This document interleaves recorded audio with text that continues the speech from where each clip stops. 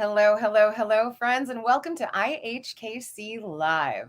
My name is Lauren Conaway, and I'm founder and CEO of InnovateHER KC. We are a leadership community for women and individuals of marginalized gender experience, and we offer professional development programming, social connection opportunities, and we maintain some resources around town, all through the lens of inclusion and low barrier to entry. So IHKC Live is an opportunity for us to talk to some of our members, some of our friends, partners. We want to talk about issues that are affecting individuals in leadership. We want to talk about issues affecting our city, impacting the way that we live our lives. And so today, we are going to be talking to, I love our creative members. We have a lot of creative members, but we're going to be talking to two really incredible children's book authors. And we're doing this because, I don't know if you were aware, we're about to go back to school. And so we wanted to have a conversation about engaging children in learning and books. And so we have two incredible thought leaders here with us today. I'm going to go ahead and bring them up, but we're going to be talking to Dayon Richardson and Crystal Everett. Come on up, friends. Adding you to the street. Hello, hello. So very excited to have a conversation with you. We are definitely going to hop into some introductions when we get to the question period. But right now, we're going to kick us off with some quirky questions. This will be fun. We'll do this for a little bit. And then, folks, we are going to be just asking questions, having a conversation, an organic, engaged, authentic, vulnerable, whatever, fun conversation, all of those things. And so we invite you to join us. If you are watching us on Facebook, on YouTube, on LinkedIn, through our live channels, you can comment, you can ask questions, you can share your thoughts, ideas. We would love to hear it. We'll make sure to pop you up on screen if we've got the time, but we will make sure that you are included in this conversation that is going to kick off with quirky questions right now. So, my friends, Dayon, I noticed that you happen to be wearing a pretty snazzy. Would you care to tell me about the fact that we're matching? I like your shirt. I love your shirt. Thank you. So we were doing what I call pre-show prep.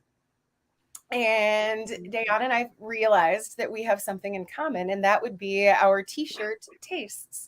Because the first quirky question that I want to ask is, what is your favorite dinosaur? And tell us a little bit about why. And Crystal, I'm going to start with you because I feel like you're a good place to start. I can be a good place to start. And Tyrannosaurus Rex is just the one that comes to mind, and I have no good reason, but that's just the one that comes to mind.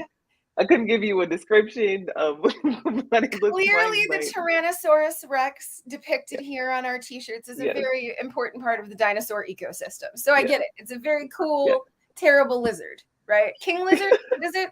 Tyrannosaurus? Yeah. I can't remember what it means. It's like king lizard. Anyway, so I have been waiting on pins and needles as a fellow Jurassic Park merchandise owner. I feel like, Dayon, you're going to have an answer for this that you feel strongly about. I'm with the franchise. Yes. I would have to say my favorite dinosaur is the Velociraptor because she is such a loyal dinosaur. Okay. So loyal. They're easily trained. They are loyal to the cause. They're very pack oriented. Once they are your friend, they won't attack you. You know what I'm saying? Chris Pratt did that. And we saw, yeah, that's right. We saw that in Jurassic World, and the second one, like that was kind of the story. Blue. I dig it. Okay. Well, so my favorite dinosaur, just so y'all know, is a Tyrannosaurus Rex.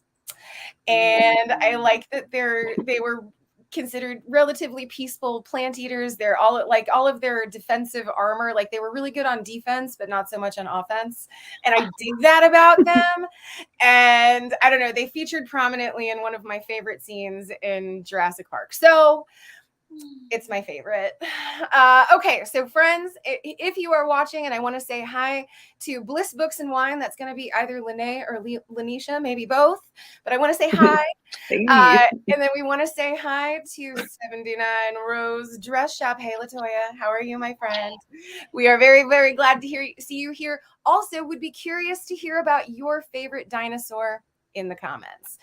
On to the next quirky question. So, my friends, tell me about the most ridiculous way you have ever injured yourself.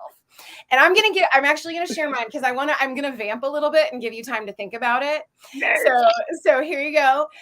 So mine was actually, I don't know if you can tell, but I'm fairly fair complected. It's just kind of what I'm rocking here. I am melanin deficient. And so I get burns really bad, sunburns really bad. And I was out, I would think I was like 15 maybe. And I was out and I was boating. And then the next day I had a softball tournament where it was 3 games. So I'm out boating. I do not put on sunscreen, or I don't put on enough. I can't remember, but I get these awesome burns on my back, and like I get blisters and boils. And sorry, folks at home, if that's a little gross to you. It was pretty gross to me as well. But I get these blisters on my back. And so I'm at this softball tournament the next day and I am just in pain. All right, I hit a grounder. I run to first. I try to overpass the base, and the girl who catches the ball on first whips around and smacks the glove into my back. And I went down like a ton of bricks. Like, it was the worst pain I have ever experienced in my life. Wow. It was so unpleasant. I've never fainted. I almost blacked out from it. It was ridiculous. And I'm just like, I cannot believe that I got this injury from a sunburn. Only I would be like the one who, oh, it hurts so bad. Okay. So that's my story. Ooh. How about you, my friends? Do you want to hop in? Well, mine is actually sun related also. Is it? That dang sun. Okay, so it actually happened this weekend, and it was pretty bad. So okay. I'm a children's book author, and I like vend at different events. Well, you know, it's been hot as Hades' cousin lately. It's just been hot. Oh my gosh. It's been so hot. So I put my tent up, and I'm like moving everything underneath my tent. Moving everything underneath my tent. And so I have metal chairs. And so I to pick up the metal chair that I didn't realize was in the sun. Like, I didn't realize it was in the sun like that long. And so I go to pick up the chair, and I realize like how hot it is on my hand. And so I lean it up against my leg. No, I didn't. Was it just kind of like a defensive recoil where you were like, oh wait, that wasn't the move? I continue to unpack. And I like lean down. I'm like, dang, my leg is really, really sore. Like, what is going on? It had like blistered up. Like, it immediately became a bruise and a welt on my leg. I'm so sorry. So I don't think I realized when I asked this question what a bummer of a question it was going to be. I'm like, wait a minute. Yeah. But I am so sorry that happened to you. Are you feeling better now? I feel like I wear it with a badge of honor now. Like this is what vending does. That's right. That's right. We love it. Let's show our scars, friends. Let's show our scars. Well, these are some Crystal, what's your scars? Tell us. Yours. Well, I'm deciding between this scar on my forehead. I fell on the playground when I was like 3 or 4 at it used to be called the Linwood Multipurpose Center. It's right behind where the Mohart Center is. That's where my brother and I used to go for daycare. And there's a scar. But then I think a more ridiculous one was I used to work at MCC, and we would like take donuts to schools, and like I fell at Hogan delivering donuts. So I don't know which one is more ridiculous, but did the donuts go flying? No, the donuts were in the school. It was just going to the car. I'm like, how did I miss the step? Like, just not paying attention. I'm sorry, I'm not laughing at your pain, but I'm kind of it's kind of funny. So that was a good ridiculous injury story. I like it. All right, so I'm gonna do one more quirky question, and hopefully this one will be a little more thought provoking, maybe. But talk to us. What are you passionate about? I want to know. Cynthia always asks, what brings you joy?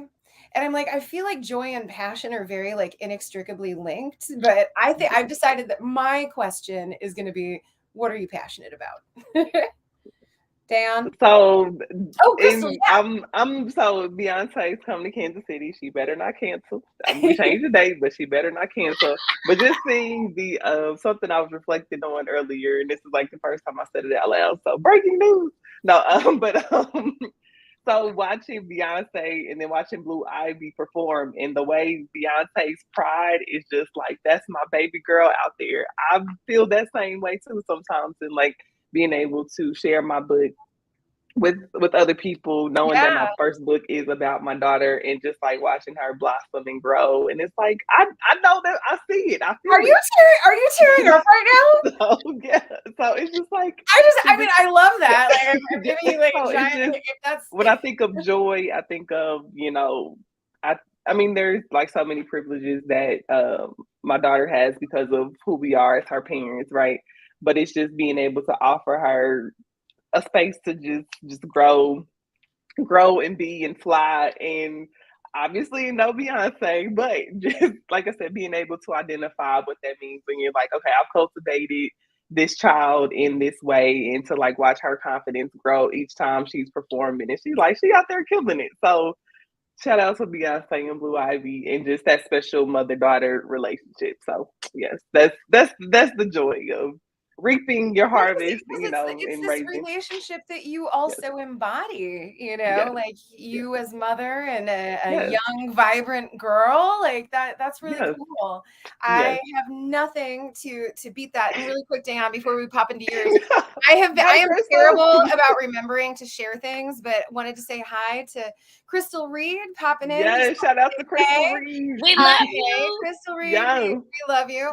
Another innovator, and we actually invited her to join the panel tonight, but she has a class that she is heading to. So, and then we had someone over at Bliss Books and Wine come in, T-Rex, because I like to dominate, which Nice. I feel like that is appropriate for either both Lene and Lanisha, and I'm down. And then finally, we have apparently, Crystal, I think apparently you win in the awkward, ridiculous injury department. Falling out of school is the worst. She wins. And I'm going to agree. Like, I think, Dayan, I think we need to give it to her. That's her. Yeah. She won that one. Okay. Well, to me is one of my best friends, and she's a teacher working at a school, so I can imagine like what she's thinking of. Like, I don't think I fell into. She's like, I know that there are dumber things that we've done. No, but no, just like the embarrassment that can come with like following at school. Like, it's cool. I had to go to I had to file an HR claim and everything because I was really hurt. Oh no. Anytime you have to get paperwork involved, like that sucks. Oh, it was like, I'm so sorry. Later, like my dignity is aching. I'm injured, and now I have to fill out forms. This is not a good experience. Yeah, it was a mess. Yeah. Oh, no. Well, so I want to make sure that we leave plenty of time for questions. Folks who are watching, please do not forget to share your own questions and answers. I will try to be better on the speed of getting those up on the screen and asking them. But in the interim, I'm going to ask our illustrious panelists to share a little bit about themselves. And Crystal, I'm going to start with you because you shared a little bit of your why, I think, and so I want to hear. Tell us about your children's book publishing journey. What were some of your inspirations? What did that look like and feel like? Just word vomit all over us. You're an author. You can do this. Yes, I can do this, right?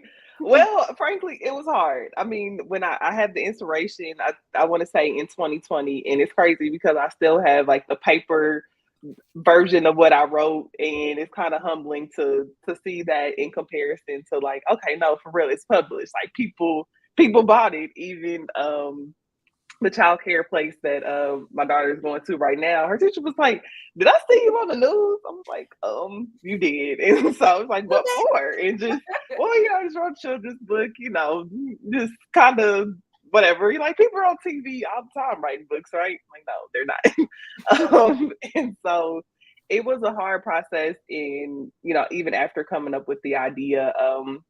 My first book, and I say first book because I'm working on the second one, coming soon. We're gonna talk about that. Just a little pin in it, because now I want to circle back. Yes. But even, getting it to to fruition. So I actually work with Cynthia. She is the publisher and illustrator with Launch Crate Publishing. And so really just again having the idea and then really kind of going back and forth. I think one of the biggest challenge points was the illustrations. And I don't know if like the book can be seen in the background there, but it really is, that was kind of the second iteration of what the artwork would look like, because at first it was, you know, drawn out. But at first, I will admit I wasn't necessarily sold on the picture infused with the illustration, but I also think it captures Mari in her moment in time. And when kids see the book, it's like, okay, I know her, and then Mari is like, hey, that's me, you know, and she thinks it is her book. I mean, she was the inspiration.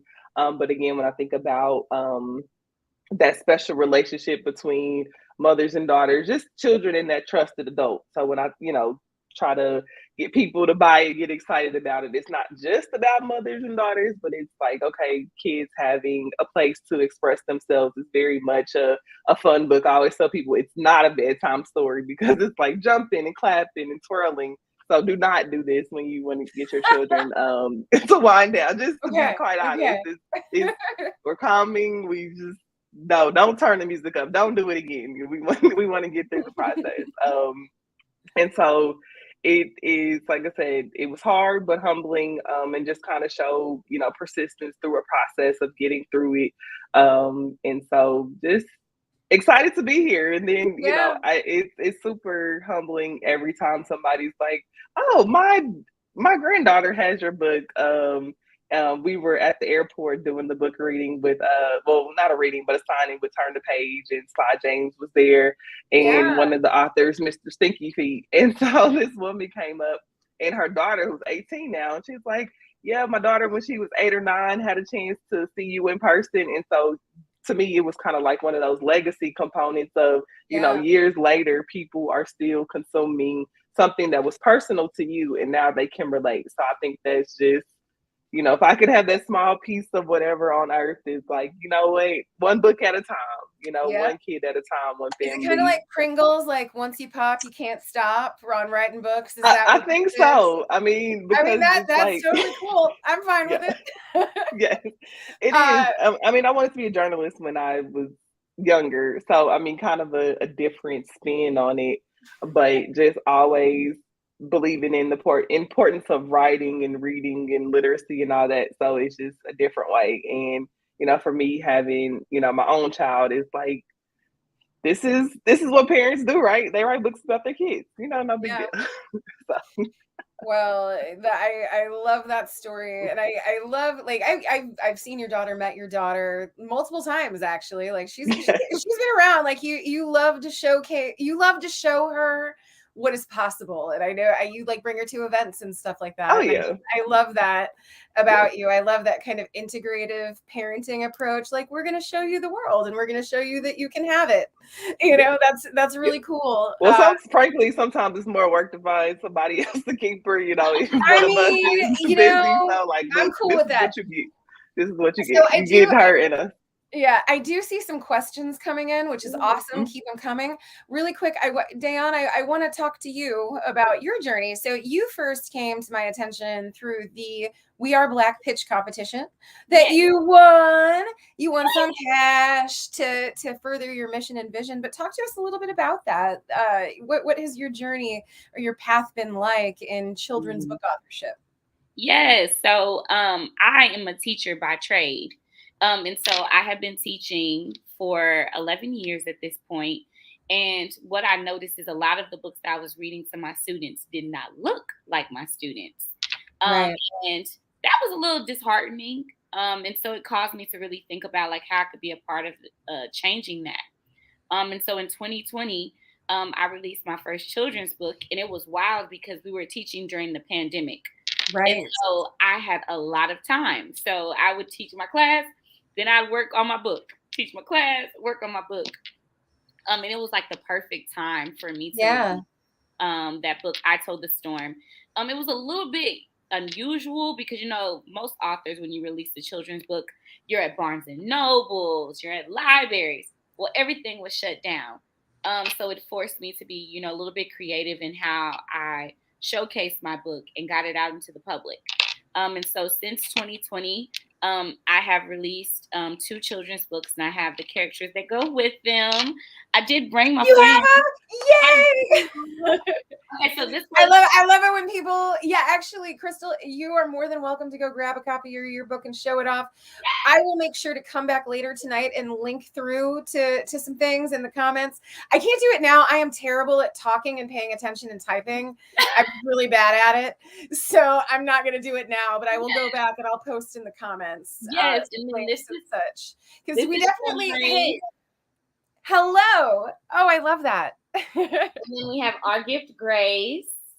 And then let me grab Grace. And then this is Grace. And so she's beautiful. Thank you. So since 2020, I've gone on to release 2 books and 2 characters. And like Crystal was saying, like, it is a very interesting process because I self-published. And so a lot of the things I had to learn on my own. But I had a lot of wisdom of people who had did it. And just crying, laughing, and just getting through the process. And so now it feels a lot easier. But yeah, at the time, I was like, this is not okay. I don't like this. But I know how to do it now. Yeah. Well, so that begs a really, really interesting question. And I'm definitely gonna get to Q&A questions for sure. But one of the things that I want to ask you is, what advice would you have for the aspiring writers out there? I'm going to ask you several what advice would you have questions, but this one is for the folks who are playing at home who might want to someday write their own children's book. I know that it can't have been easy. And I know that Cynthia Fales is an incredible resource. Bliss Books and Wine is an amazing resource for distribution. Like we have some really great resources out there. But talk to us a little bit about your process and what it took, or what advice you would give to folks who are hoping to write their own children's book. And I'm going to go ahead and start with Crystal. What do you think, my friend? So I think one of the things is sometimes people think that there's too many of whatever the thing is, right? Well, there's too many children's books, or there's too many, I don't know, t-shirts, but it's like you have something special. Mari needs a dog, probably. I don't want to pop those up there. Yes. Tania's like Mari's #1 fan after her fan. So yes. So just to the point of, sometimes we think that, there's already something of what we want to create in the world. But the beautiful thing about our individuality is that you bring your secret and special sauce.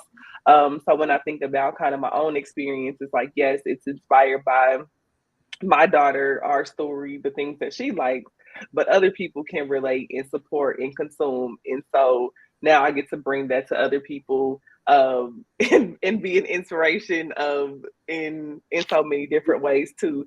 So it's kind of like, just put it out there. I mean, and it sounds so simple, but it really is, being able to tap into resources, whether you want to work with a publisher, whether you want to try a self-publishing route. It does take money. Maybe that's the part we neglect too. Like it costs you something. So, where do you want to sacrifice? I will be with you in just a minute, sweetie. Well, I'm on here right now, but we'll talk about it shortly. But just being able to, bring your thing into the world because somebody will love it and appreciate it. And if nothing else, it's something that you had on your heart, had on your mind. So putting it out there, just for yourself, like I said, if nothing else. Your voice matters. We need your to voice hear your matters. voice. You have your secret sauce, your special sauce that nobody else. No one is exactly you. So you have a unique, as cliche as that sounds, it's like, no, it's the truth. I'm so me. Cliches tend to be cliches for a reason. Some of them are some of them are BS, but most of them are cliches for a reason. And I feel like if you go to the grocery store, you're gonna see an aisle full of different bread companies. Yeah, look at the bread. I was like, there's too many wheat breads. I'm not gonna make my wheat bread. No, your wheat bread is better than all of those wheat breads. Make that bread. Give people options. Here's the menu. Here's the plethora.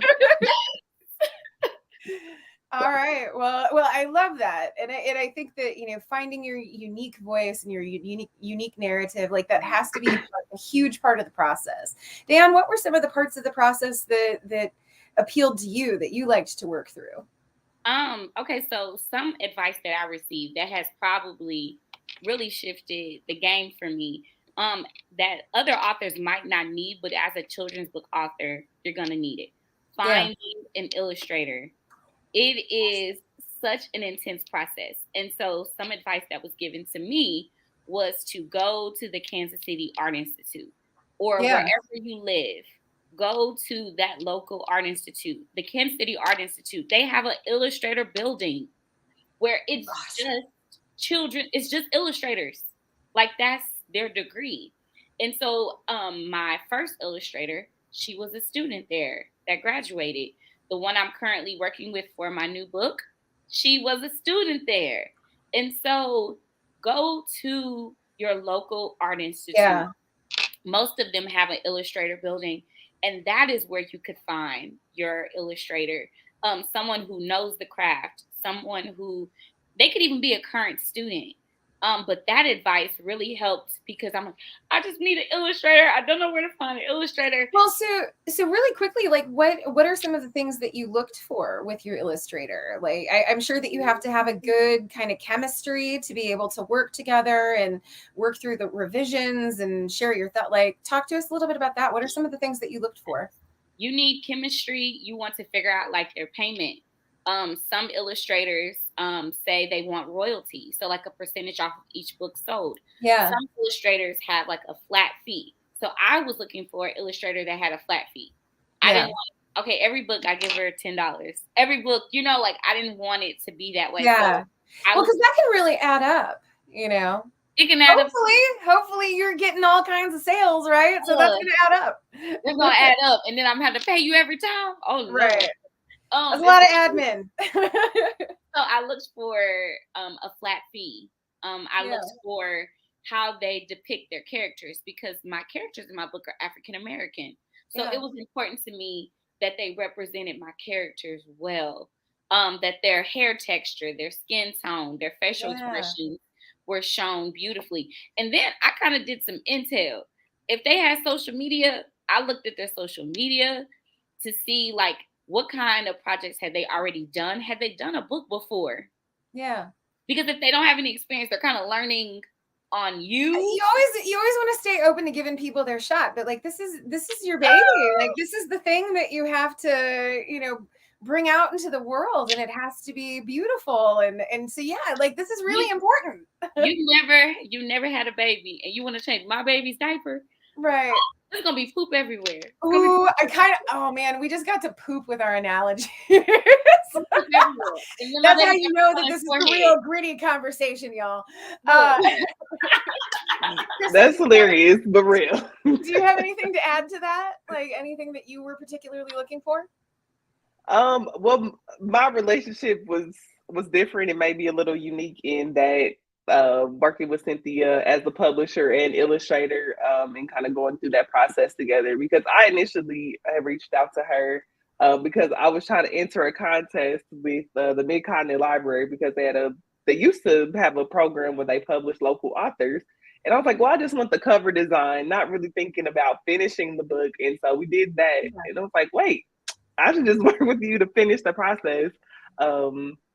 So that's really kind of how that came about. And then again, like I said, it was kind of an evolution of, you know, what the illustrations would look like, especially because I think from the time we did the cover, Mari was like, it was a year later. I'm like, well, it doesn't look like her, or just maybe wasn't so representative. So again, happy with how it turned out that way. But I think my process was just a little bit different in having the illustrator be the publisher. I think that's a bit rare.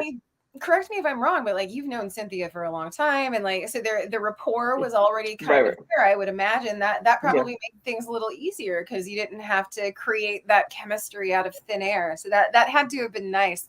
And incidentally, there is a little plug in there. If you are interested in getting your book published, take a look at Launch Crate Publishing.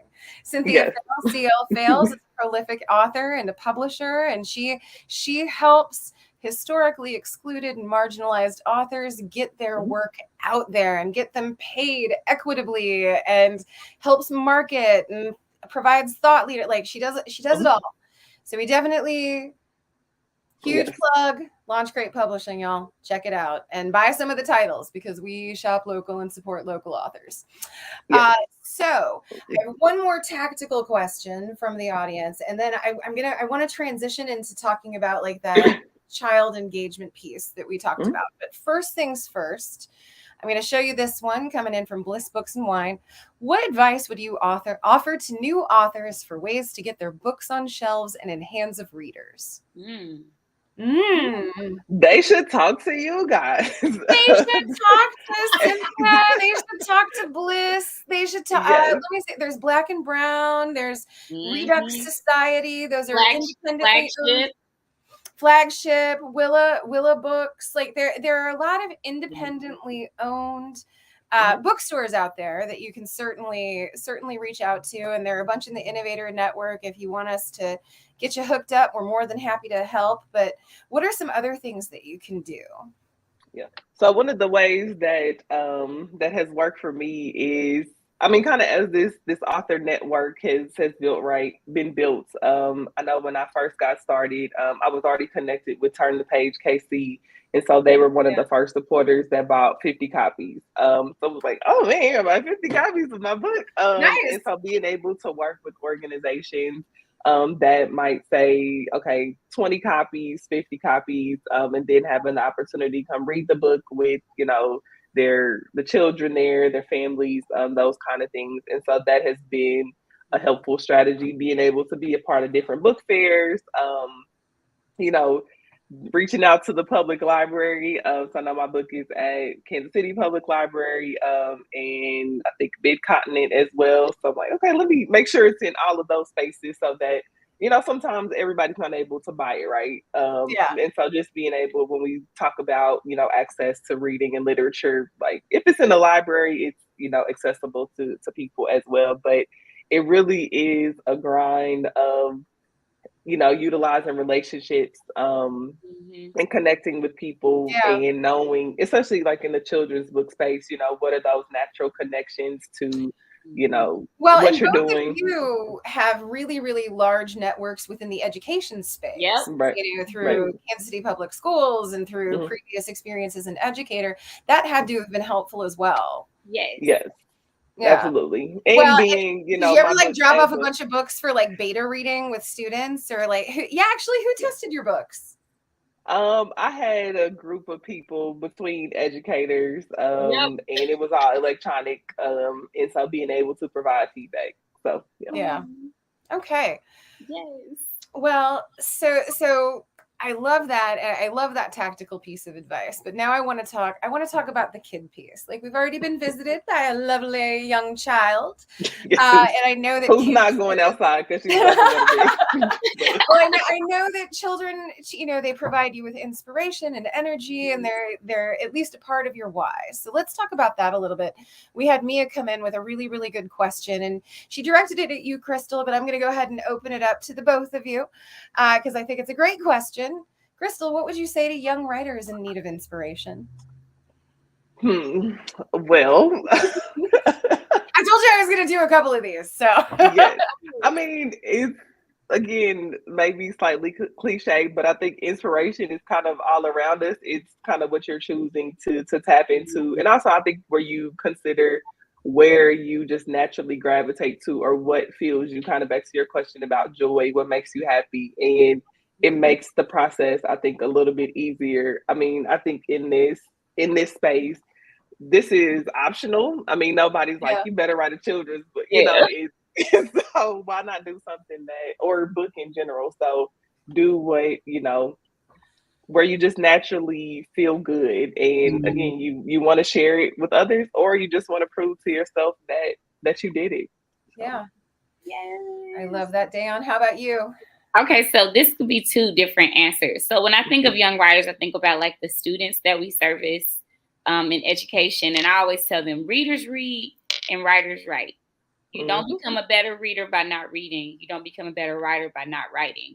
Yeah. And so like the more you write, the better you'll become a reader. The more you read, the better writer you'll become. And so they go hand in hand. And like Crystal alluded to, of like finding those things that you enjoy. You don't have to write about what I like to write about. You want to write about the NFL? Write about the NFL. I know nothing about that. I'm gonna write about because I love children all the time. You know, so like finding that. And then when I think about young writers who might be younger than us, but like adults, what I tell them is there is someone waiting for your book. You know, your book is important to you. So that by itself deserves a release. Okay, that by itself, even if no one else reads your book, if you want your book to be out because of you, then that's number one reason. But number two is there is someone who's going to connect with your book and it's going to change their life. And it might be like, what, you got that from that book? But it's something that the world needs, you know, and I think about the different lessons that I, you know, experienced with writing. I Told the Storm, like going through a literal storm in my life to become a teacher, relationships, you know, different things that really were a storm. And then seeing people say like, this is what my child got from the book. And what it means. Anytime it rains, they pull the book out. Or this is the storm they're going through. I see Crystal. It just is like, it resonates with them. And so any writer, there is someone that book is going to resonate with. And so release it. We're waiting on it. You know, we're waiting on it. We can't wait to read it. And it's going to take a lot of faith, a lot of courage, but you're going to be so happy that you finally did it. Yeah. So I'm actually going to add something. And I know I am not a children's book author, full disclosure, but I am a writer.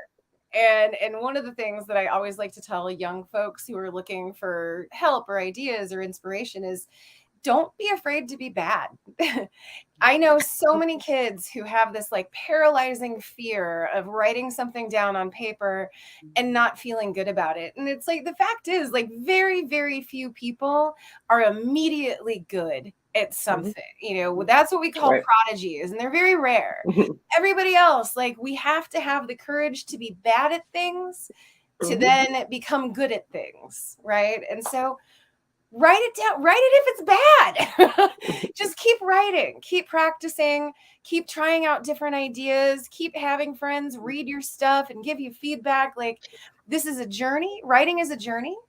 It can be a destination with books, but like the fun part is the part where you're learning how to do it and you're getting better at it and you're learning how to speak to people. And so I just say, like, please have the courage to suck at something. Please have courage to suck at this. You know, it's just really important that you're like, realize that the first things you do are going to be really terrible, probably. And that's okay, because you're just starting out and you're going to learn and you're going to get better. And then as you do that, you're going to get more confident. You're going to try more stuff. You're going to have more fun with it. And it can be, I mean, ask these two incredible women, like, writing can be a really, really life-changing, wonderful, wonderful experience, right? But you got to be bad to get good. So I wanted to add that because I don't know. I mentor with kids sometimes and I'm like, don't worry. It's okay to suck. It's the way of things. All right. So I wanted to ask you one question about, well, okay. Nope. I'm going to back up. I'm going to ask one question, then I'm going to ask another.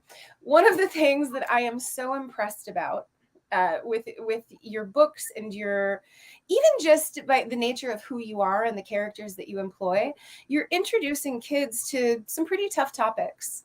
So for instance, you know, we talked about matters of representation, how I think to an extent, both of you wanted kids to see protagonists in story that looked and felt like them, that they could identify with. Like, that's a really important concept to introduce to our kids, but it's a tough concept. You know, Dayon, I believe, like, in some, you touch on some tough topics. I know that Crystal has touched on like, one of the things that children's books gives us the really great opportunity to do is to inform our kids in safe, exploratory ways. And so I want to talk to you a little bit about that. Like, as parents, as stakeholders within a community, within this community, how can we better prepare our kids for the real world in safe and like one of the things that I love is like you're talking about how Crystal in your book, you know, there's spinning and like it's a dancing book, and Dan, you have like you got props, you have like all, like clearly you are very, very good at thinking through engagement. And so I want to talk about how to engage kids on some of these topics that we need to explore, but we need to do it in age appropriate ways. Bam. So I would honestly say kids surprise us because they are aware. They are aware of the conversations their parents are having. They're aware of what's going on the news. They're aware of what's going on in their community. And I think that there are some times where we have conversations and the kids are a part of it. And they're like, how do you know about that? Because they are in tune. I think they're more in tune than we realize. And I think the moment that we, like, as educators, we get a chance to sit down with them, we're like, y'all know about that? We were, for Hispanic Heritage Month, we were learning about Cesar Chavez. And we were talking about, like, the boycotts and different things. And someone was like, this is kind of like the Civil Rights Movement with Martin Luther King. And I'm like, where did that come from? Tell me more. And then, you know, getting a chance to talk about the protesting and talking about the injustice and something like, and this is kind of like what we're going on now with Black Lives Matter. And so I do work with upper elementary, so like 3rd and 4th grade, but students are in tune. They're aware. And then you can bring that up. Hey Mari, I'm like live on the computer. Hi Mari.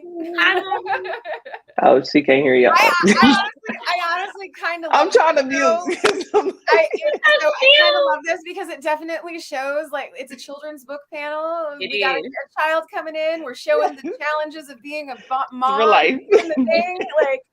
And my plants ain't talking. My plants ain't talking. Hey, Mari. My plants are over here chilling. I said, y'all chill because I got to be on top. My plants, they nice and calm. I watered them a little bit before this. Okay, so I needed to water her more.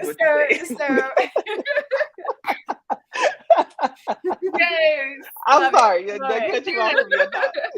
But yes, so I would say having those conversations starts off with like questions. Yeah. Like, do you know what's going on? You know, like, what does this book mean to you? So, like, as an educator, in like the back of my book, I do have like questions. Let's see if I can find where I like ask them, like, what does grace mean to you? Find a page where you felt like that character. And so those are some of the things that I try to naturally do when it's in regards to heavy topics that are going on in our world. But just asking them, do you know what's going on? What does that mean to you? How do you feel about that? And children's books are a great segue into those difficult conversations because it brings it to their level. Yeah. Crystal, how about you? You got anything to add?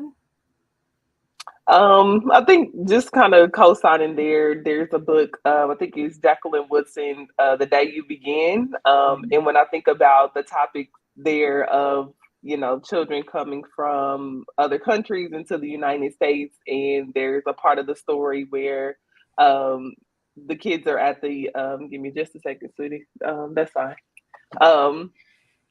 And so the kids are coming to the table and a student has something that other kids don't recognize, but just, okay, now this is an introduction into this other student's culture. But it's also just thinking about just the different ways that, you know, the different stories, you know, in lives that students lead. I think it was one part of the story where, you know, other kids are talking about what they did over summer vacation. And then this one kid is just, you know, they were there at home. Well, not just, but they had to be at home with their little sister, but they would read books. And so they felt like, well, this was just as good as going to, you know, another country. But just thinking about the different ways that we can talk to kids about how people just have different stories and different journeys, and everybody's not the same, but here's your opportunity to learn about someone else that may not look like you, you know, may not do the same things you do, but they're here. We're in the same class together, same school. So like you said, books just have a way of making the hard topic sometimes it's simple. Maybe adults can benefit too, just break it down for us. We need something simple. Yeah. Well, I love that. And it is now 7:00 and I'm going to beg the indulgence of our audience. We're going to go a little bit beyond because I want to do one lightning round with you. And so this is quick, but I want to talk about, tell us, so we've mentioned a few here, but what are some of the books that you think all kids should have on their bookshelves? Because they're just so, you can name your own, by the way, you're more than welcome to, but just blitz us with some titles and authors and what would you like to see kids reading? So this is my way of getting out of the question, but it's insightful, and only because my daughter is learning how to read, and it's amazing, right? It's kind of scary, but it's amazing. It's kind of the same way that she was learning how to spell, and then my mom would try to spell park. I'm like, Mom, she knows how to spell park, like PARK. There's no way around it. But in watching her read, I mean, literally yesterday, it was like, does that say Lee Summit Road? I'm like, oh, for real, she's reading.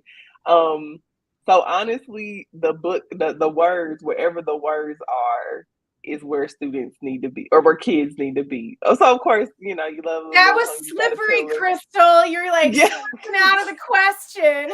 That environmental print. What'd you say? That environmental print. That's environment, right? Look at you sounding like instructional coach, teacher, educator. But seriously, it's just like when words are in front of them, and the way that she's like, how do you spell? And I'm not gonna lie, it gets annoying sometimes, but it's, kids need to learn how to read. And I think about, Superintendent Dr. Collier, and how literacy is the foundation for everything. We've had her on IHKC Live before.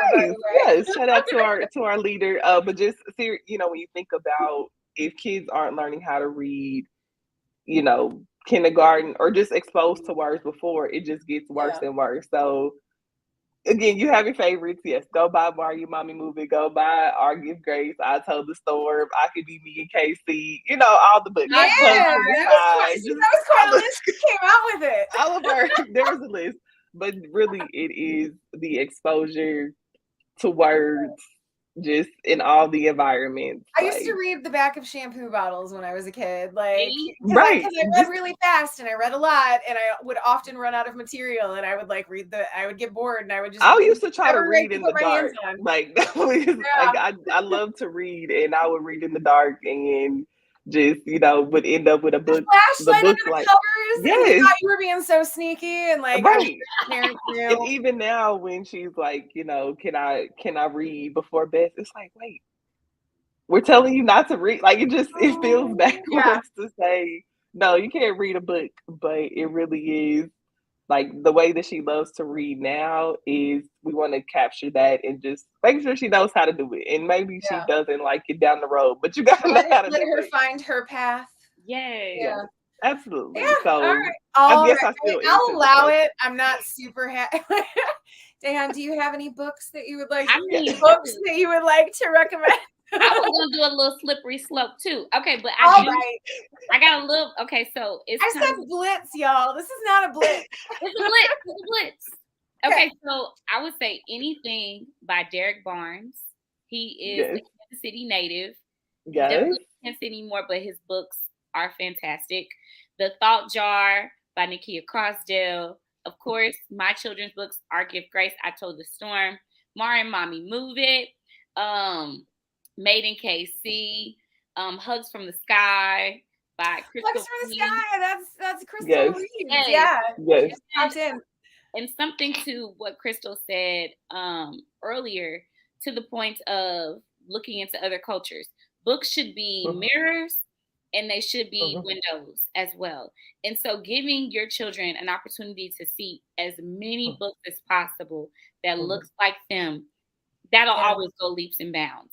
And giving your children an opportunity to be experiencing books that don't look like them, but into other cultures, it allows them to see what also is around them. So mirrors, sliding glass doors, and windows will always be. Okay. I gotta I tell like you, the analogy. I really, really, really love that, to the point where, yeah, I sure did just like pop that in there. But yeah, I feel like that is a glorious note to end on. Books should be mirrors and windows. That was beautiful. I'm not surprised. All of you, both of you, have a way with words. I feel like that's kind of a given, but no, that was quite lovely. So friends, I'm going to go ahead and end it there. I'm going to thank Dan, and I'm going to thank Crystal for taking the time to chat with us. I hope you had a good time. I sure did. Yes. Fans and friends, I hope that you learned a lot. I'm going to take these friends of ours, I'm going to remove them out of the stream, and I'm just going to tell you really quickly, thank you so much for taking the time to be with us this evening, learn a little bit about children's book publishing, engage with some really awesome thought leaders. Coming up here in August, what's next for IHKC? I actually don't know. So I'm looking at my calendar right now. I'm so bad at this. So on the 16th, we're going to have an IHKC live session, and it's going to be about back to school readiness. That's kind of what this month is all about. And then on the 30th, we are going to have another IHKC live. We do these every other week, but we're going to have a talk about Grief Awareness Day. And in particular, we're going to be talking with some thought leaders around infant loss, child loss, how to support people in grief. Thought that was an important conversation to have. So keep an eye out for that. We also, on the one of these days, hold on, I'm going to find it sometime this month. There it is, on the 23rd. We are going to get some details out there. We're working on a collaborative event where we're going to be making witch balls with Roots KC, where you set an intention and you create a ball of intention and experience and put messaging in there, and then it kind of helps you manifest. So we're going to be doing that with Roots KC, a woman-owned, innovator-owned business, on the 23rd. Keep an eye out for details.